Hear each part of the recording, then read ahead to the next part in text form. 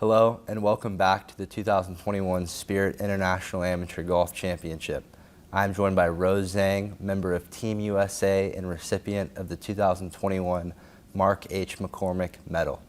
Rose, thank you for taking some time to talk with us today. It was amazing to watch you being presented with the McCormick Medal by the USGA a few days ago. Take us back to the early days. Where did your love for golf first start? Yes, I started when I was 9.5, and it was in my own backyard. My dad's friend kind of forced my dad into the game of golf, bought him clubs, shoes, even range balls, just to get him to play a little bit. And at the time, I was very energetic. I really liked playing different kinds of sports. So I started just swinging around with my dad in the backyard, and I made contact with the ball since we had like a small grass field in the back. And from then on, I just wanted to start playing and carried on, took some lessons, and I just fell in love with it ever since. Who would you say your earliest influence in the game was? It was definitely my dad. I mean, he's been with me 24/7 every single time I practiced. He forewent his job just to kind of support me in my golf career. So he's definitely been a great impact on me in my entire career. And at what point in junior golf did you firmly believe that you were going to play Division I college golf at a high level? I actually did not even consider it. I didn't really think about playing collegiate golf.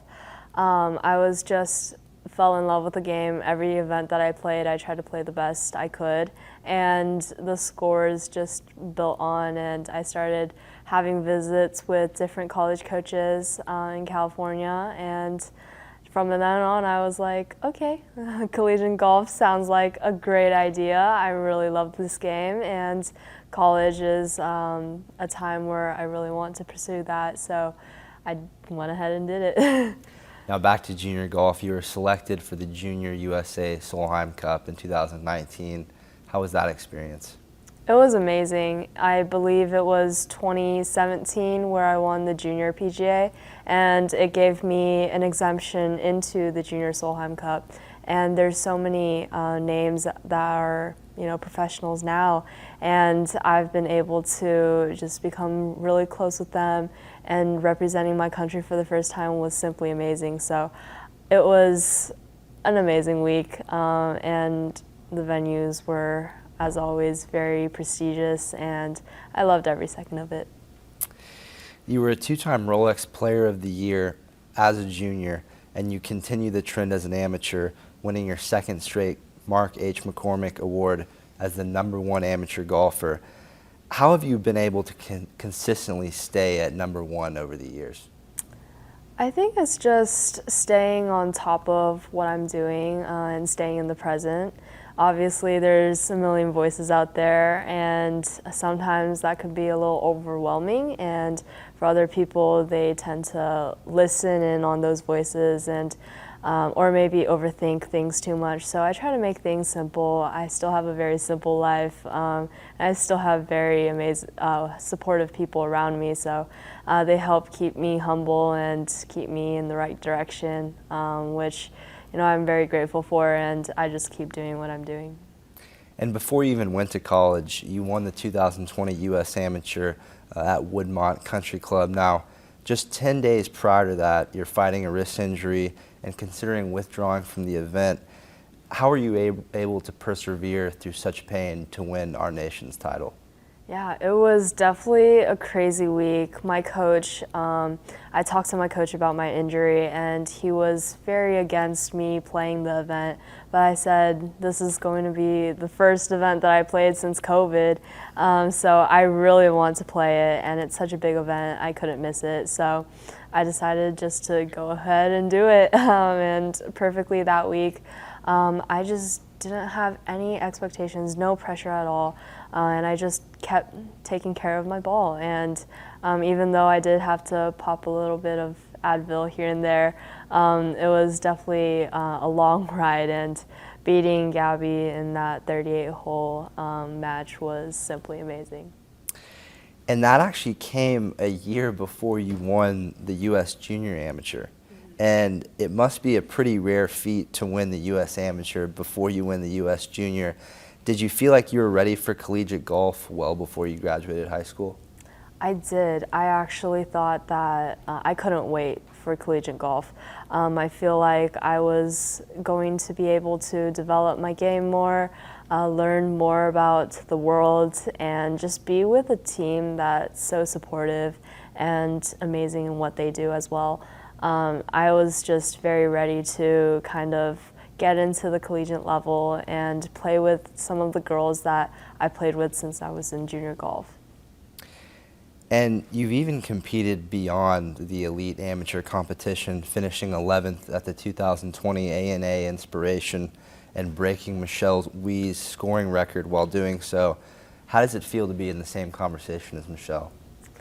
That was amazing. I actually did not know of her record. I knew that she played amazing in the ANA, but I didn't know that I was en route to beating her record and let alone doing it. So after I drained that last putt, the commentators were like, "Oh, she just broke Michelle Wee's record," and I was very shook at that moment. But it was a great week, and that was definitely a moment to remember. So you wrap up 2020, and come 2021, you start the year finishing third at the Augusta National Women's Amateur. How special was it to play Augusta National? It was so special. I mean, being in the final group, in that final pairing with some of the best amateurs in the world and playing Augusta National, I didn't know I was going to be able to do it. And to have that happen and play an 18-hole round with it being televised and being in contention, it was simply a moment that I will remember forever. Well, we've talked about junior championships, amateur championships, and major championships, and that was all before you stepped foot on a college campus. Tell me more about how you chose Stanford University. Yeah, so when I first started going into the recruiting process, I was a freshman in high school, and I decided I wanted to stay in California. I love the weather. I'm always a California girl. So I decided to choose between Stanford University, UCLA, and USC. All great golf programs, all great academic programs, and in the end, I just went on my unofficial visits before the NCAA rules changed, and I was lucky to be able to talk to Coach Walker a lot more, and I fell in love with the team, the way that she carries her entire team, and also just the academic program is amazing. So it was the best of both worlds, and it was without a doubt my #1 choice, and I was really lucky to go there. I talked to Coach Walker a couple weeks ago, and she described what she said you described yourself best as chill. Now, does that chill attitude provide an advantage for you on the golf course in a game that is so high-strung? Yes, I would say so. I mean, I'm very chill on and off the golf course, I would say. And being on the golf course, I don't really have too many emotions. I feel like that really helps me stay consistent and stay even-headed throughout the round. Even when I'm having a bogey, a double, a triple, it would be typically the same as a birdie with my reaction. So a lot of friends have told me, have asked me if I had any emotions on the golf course, and I was like, in my mind I do, but I'm pretty evenly distributed throughout the round. So you get to Stanford this past fall, and you win the first 3 events right off the bat. That's something that not even the great Tiger Woods did. He almost did, but ended up winning 2 out of 3 of his first. Was that something you expected when you arrived on campus? I certainly didn't. I didn't even know about Tiger Woods' record in his freshman year, and being able to actually accomplish 3 wins in 3 starts, I could have never imagined it since when I went into college. All I wanted to do was adjust well with my peers and get to know myself and my golf game a little more, and it definitely blew me away. So I was very grateful, and to have my name and Tiger Woods' name in the same conversation, I would have never thought of it. You went 4-0-1 at this year's Curtis Cup. Quite an impressive record for your first time representing the United States in an amateur event. How did Conway Golf Club in Wales suit your game? Yes, it was very tight, and the weather was actually perfect that week. We got very lucky, but I thought that the entire course suited me very well. I was ball striking it pretty well, and I was just converting putts, and match play really suits my game, where I really like to feed off the energy of my teammates and just be able to be aggressive with each shot. So I think overall that week was just amazing, and I was really honored to be able to represent the U.S. with my teammates. You've competed for your school, yourself, and behalf of your state. Do you approach playing for your country any differently?